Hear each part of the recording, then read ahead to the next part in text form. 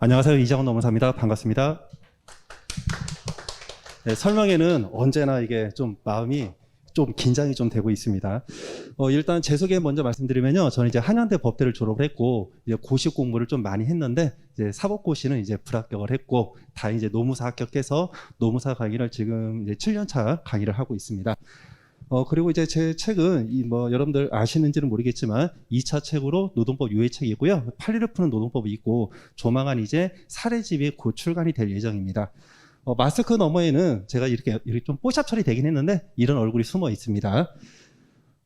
일단 여러분들 이제 동차반인데 제가 볼 땐 여러분들은요 그냥 동차반이 아니라 찐 동차반입니다. 찐 동차반. 그러니까 보통 동차반은 우리가 연기부터 시작을 해요.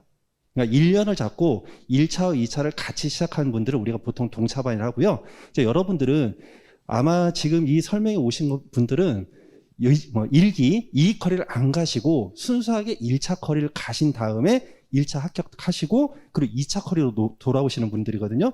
그럼 이분들은 그동안에 2차 공부를 아예 안 하신 분입니다.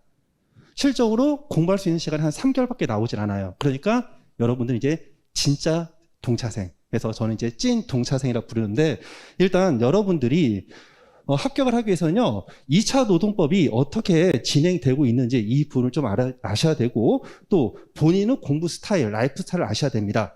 예를 들어서 과거에 사실 공부를 했다. 그래서 법에 대해서 퀄리티가 본인이 있습니다. 그럼 행정도 알 것이고 노동법도 어느 정도 알아요. 그러면 인사관리 그리고 선택 과목 조금만 하시면 되겠죠. 근데 아무것도 안 했다. 그러면 2년, 3년 걸려도 우리 여러분들이 운이 따르지 않다면 바로 합격하기가 어렵습니다. 자, 그리고 이제 세 번째는 도움이 바로 안 길인데 이거는 제가 그냥 간략하게만 말씀드릴 거고요. 오늘 이 시간에는 여러분들 2차 노동법에 대해서 제가 정보를 자세하게 말씀을 드리겠습니다. 자, 이 목차는 그냥 간단히 넘어가시고요.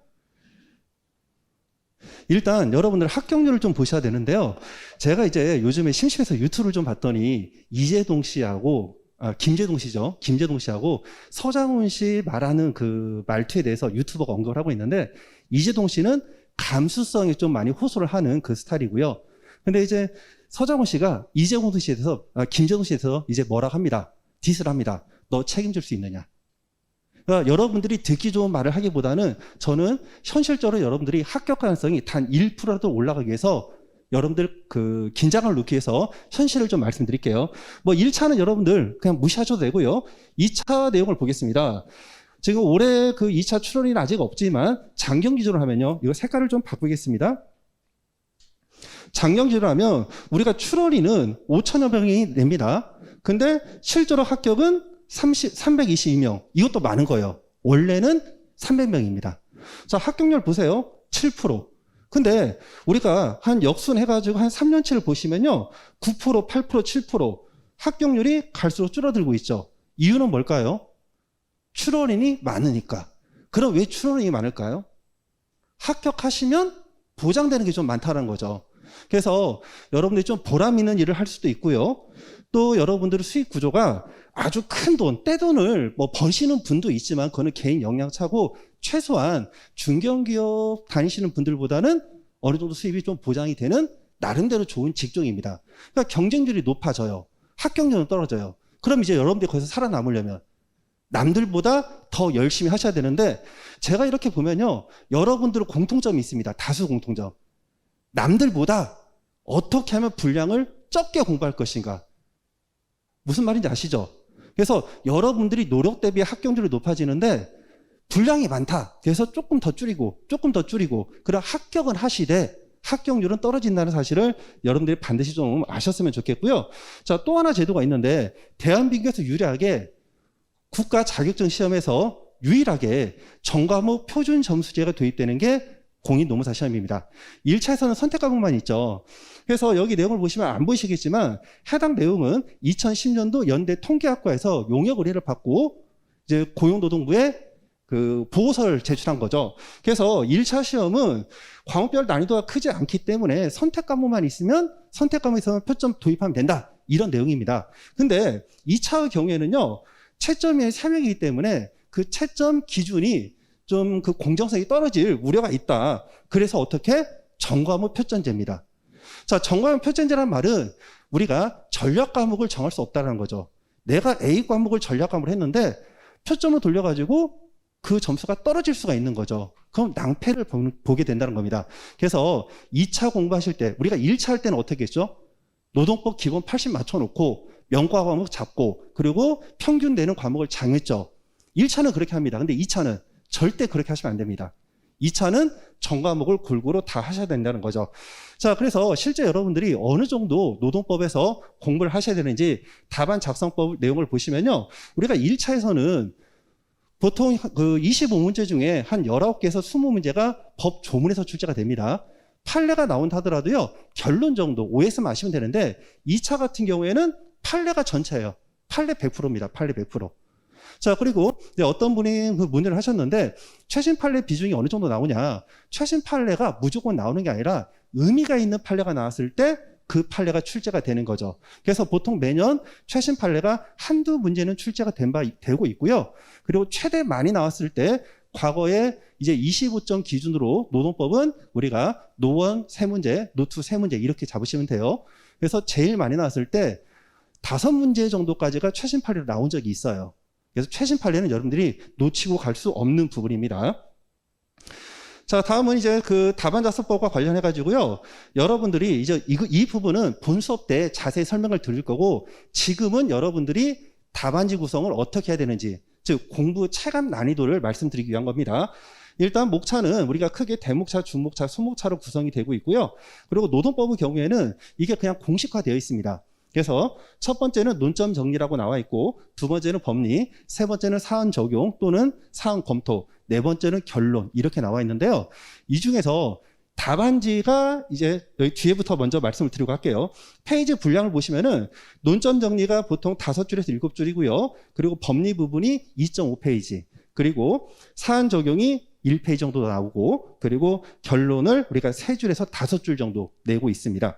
자, 그러면서 여기에 대한 배점이 몇 점이냐면은 25점이죠. 25점. 자, 그러면 보통 이게 다 합치면 4페이지가 나옵니다. 우리 산수 한번 해볼까요? 자, 평균 내면 1페이지당 배점이 몇 점 나오죠? 보통 6점 정도가 나오죠. 그래서 과거에 이제 카페에서 많이 나왔던 질문 중에 하나가, 나는 필력이 안 돼서 3페이지 이상을 도저히 못 쓴다. 그럼 나는 합격 못하냐? 합격하시죠. 산술적으로 보면 6페이지, 3페이지 썼다. 그럼 6, 3, 18. 18점인데 이게 18점이 아니고요. 표점을 돌리면은, 그리고 또 교수님들이 그러니까 법 과목을 100점 안 주십니다. 최고점 해봐야 65점에서 한 67점 나와요. 그러니까 이거 돌리면은 한 15점 내외 나오는 거죠. 그러면 3페이지를 써도 임팩트하게 쓰면 턱걸이로 합격을 하시되 고득점 나오긴 좀 어렵습니다. 고득점. 자, 그러면 여기에서 사안 검토하고 그리고 판례 법리하고 분량을 어느 정도 배점을 써야 되냐? 페이지에 나와 있는 거죠. 페이지에. 당연히 판례 법리 쪽이 페이지가 많기 때문에 배점이 더 많아요. 상식적으로.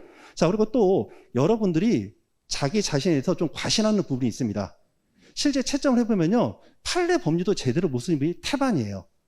근데 노동법은 인사관리나 또는 선택과목, 또 행정법과 또 틀립니다. 자, 우리가 일단 경영학 과목과 법과목으로 나누고요. 또 법과목은 절차법과 실체법으로 나누는데, 노동법은 실체법이에요. 그래서 당사자가 다툼이 있는데 그 사실관계를 적용해서 누가 옳고 그른지 남을 설득시켜야 돼요. 설득할 수 있는 답안지가 나야 됩니다. 그래서 실제 논점 정리와 사안 검토를 퍼펙트하게 쓰시는 분 거의 없으시고요. 대체로 이제 수험생들이 이제 연차가 좀 되신 분들이 기존 예시 답안 문제들을 좀 암기하시는 분들이 좀 있어요. 그래서 다시 한번 말씀드리지만 노동법 같은 경우에는 판례만 때려잡으면 논점 정리와 사안 검토는 저절로 나옵니다. 해당 내용은 본 수업 때 제가 자세하게 설명을 해드릴 거고요. 다음은 이제 넘어가시면 문단 구성을 하는데 한 페이지에 보통 22자 내외가 들어가게 쓰시면 돼요. 그래서 여러분들이 25점 기준을 가지고 이거를 그냥 백지에다 다 쓰셔야 되는 거죠. 1차하고는 공부량이 어마무시하게 다릅니다. 자, 그리고 이거는 이제 제가 그 샘플로 여러분이 실제 답안지 구성을 할 때 이 정도 답안지를 쓰시면 퍼펙트하게 이제 합격을 하시는 건데, 이 정도 퀄이 나오기가 다소 어렵죠. 자, 그리고 이제 공부 방법으로 넘어가셔서, 자, 여러분들 얼마 전에 손흥민이 또 골을 넣었죠. 그래서 지금 현재 21골입니다. 21골. 자, 손흥민이 세계적으로 대단한 월드 스타가 됐는데요. 손흥민이 게임하기 전에 기본적인 슈팅 연습, 패스 연습 안 할까요? 하죠. 이거를 잘 곰곰이 생각하셔야 됩니다. 노무사 시험은요, 성실하면 합격해요. 저도 과거 사실 공부 좀 많이 했고 좀 자뻑 기질이 좀 있었습니다. 그래서 노무사 그까이 거 나 혼자 해도 돼 무시했는데요, 오래 걸려요. 왜? 시험을 무시하니까. 무슨 말이냐면 여러분들이 학원에 의존하지 않고 스스로 정말 미친 듯이 공부할 수 있으면 학원 안 나오셔도 됩니다. 근데 여러분들이 그 시간에 그렇게 공부를 못 하시는 거죠. 그러면 아까 좀 전에 그 김기용 선생님께서 말씀하신 것처럼요, 여러분들이 선행학습을 한다 하는데 일단 주어진 시간 안에 무조건 최선을 다해야 된다는 거죠. 우리가 3개월 동안 내가 어차피 시험장 가도 떨어져. 안 되죠.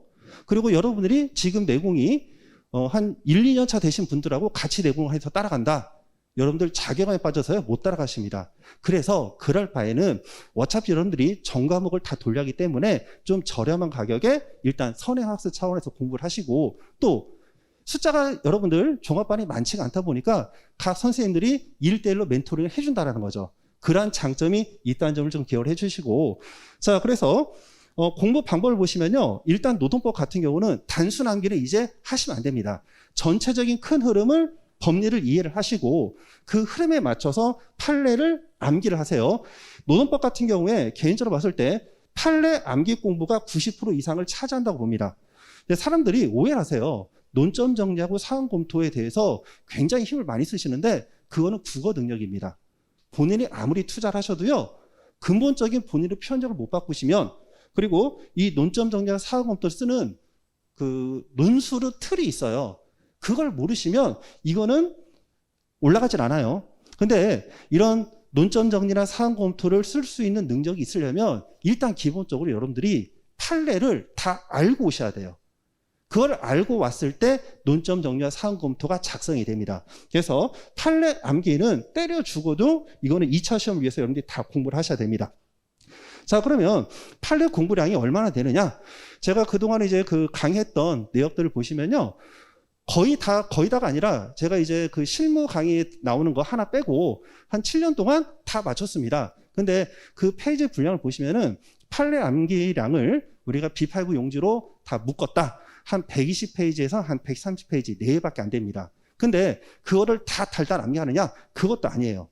판례 따라서, 중요에 따라서 완전히 스캔해서 암기할 판례가 있고, 판례 결론과 판례 근거들을 좀 압축해서 암기할 부분들이 있어요. 그래서 노동법 양이 생각보다 작은데 여러분들이 이제 그거를 생각보다도 못 따라오신다는 안타까운 점이 좀 있어요.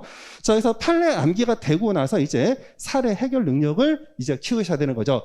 그래서 차장님께서 말씀하신 것처럼 동차반 쿼리 같은 경우에는 일단 각 강사, 그 선생님별로 집중 지도하는 방식이 다를 테지만 저는 상시라는 표현이 맞을까? 자, 저는 그냥 항상 여러분과 같이 강의실에서 상주하면서 여러분들이 그때그때 궁금한 거 바로바로 케어를 해드리도록 하겠습니다. 자, 그리고 모의고사는 우리가 총 2회를 보고 있는데요. 이 경우는 우리가 중간고사는 노원 파트가 끝났을 때 50점짜리 하나, 그리고 그 노트가 끝났을 때 그때 기말고사로 문제를 보도록 하겠습니다. 자, 그리고 저는 이제 매주 여러분들 신청을 받아가지고요, 수업 끝나고 그 대면 상담을 진행하도록 하겠습니다. 자, 그리고 이제 또 별도로 판례 암기 자료를 제공을 할 계획이 있고요. 자, 이것만 가지고서는 실제 여러분들이 그 시험장 가서 현실적인 답안 작성이 다소 어려워요. 그래서 차후에 여러분들이 최신 판례 특강이라던가 사례 문제 특강이 예정되어 있으니까 이 부분을 좀 참고해 주시면 좋을 것 같고요. 또 나는 내가 공부 유전자가 좀 원래 좀 돼. 이런 분들은 우리가 생동차반이 우리가 가격이 굉장히 저렴하니까 차후에 GS 3기 과정을 들으셔도 무방합니다. GS 3기 과정은 전체 쿼리 자체가 사례 문제로 진행될 예정이에요. 그래서 참고를 해주시면 될 것 같습니다. 자, 그래서 이제 판례 학습법인데 우리가 답안지에 실제 쓰려면요, 장기 기록으로 들어가야 됩니다. 자, 그래서 우리가 이해가 먼저냐 아니면 암기가 먼저냐, 제가 볼 땐 동전의 양면이죠. 제일 좋은 거는 이해를 하면서 최대한 암기를 하는 게 맞는데, 이제 여러분들이 시간이 없다라는 거지. 그러니까 어떻게? 지금은 이해도 좋지만 강제적으로 어느 정도 단순 암기도 좀 필요한 부분이 있습니다. 자, 그래서 저는 수업 시간에 이제 판례 자체를 구조화시켜서 최대한 이해를 돕도록 해줄 거고요. 또 여러분들은 단순 암기를 돕기 위해서 두 문자도 제가 중요한 판례들은 매 제공하고 있습니다. 그렇게 제공된 부분을 여러분들이 이제 어떻게 여러분들이 무한 반복을 하셔야 되는 거죠. 이게 됐을 때 비로소 사례 문제를 작성할 수가 있습니다. 자, 그래서 이거는 뭐 샘플인데요. 제가 이제 판례 그 자료를 이제 제공을 하는데 여러분들이 이제 뭐를 암기할지 모르기 때문에 최소한 좀 알았으면 좋은 것들, 그런 것들을 키워드를 가로를 쳐가지고 수업 시간에 제공을 합니다. 자, 그리고 이제 마지막으로 이제 여러분들이 실제 시험에서 제일 중요한 거는 공부량을 최대한 줄여서 마무리 정리하는 게 중요하죠. 그래서 이제 강조 논점이 얼마나 출제됐는가를 제가 비교를 해드리면요. 매년 우리가 GS 3기 과정이 끝났을 때 노원노트 각각 한 20개에서 25개 내외의 논점을 찍어드립니다. 보시면은 노란색으로 이렇게 형광펜 칠한 부분이 작년 기출 문제입니다. 그래서 보시면요. 노원 같은 경우에도 다 적중을 했고요. 그리고 노트 같은 경우에도 다 적중을 했습니다. 그래서 저는 여러분들이 제 수업을 만일 선택을 해주신다면 여러분들 위해서 최선을 다할 준비가 되어 있으니까요. 여러분들이 제발 판례 암기만 좀 하십시오. 하라는 대로 안 하면 합격을 도와드릴 수가 없어요. 그래서 노동법만큼은 우리가 언제나 처음부터 끝까지 다 판례로 시작해서 판례로 끝난다. 이 부분을 기억해 주시면 감사할 것 같습니다. 자, 그러면 본 수업 때 뵙도록 하겠습니다. 감사합니다.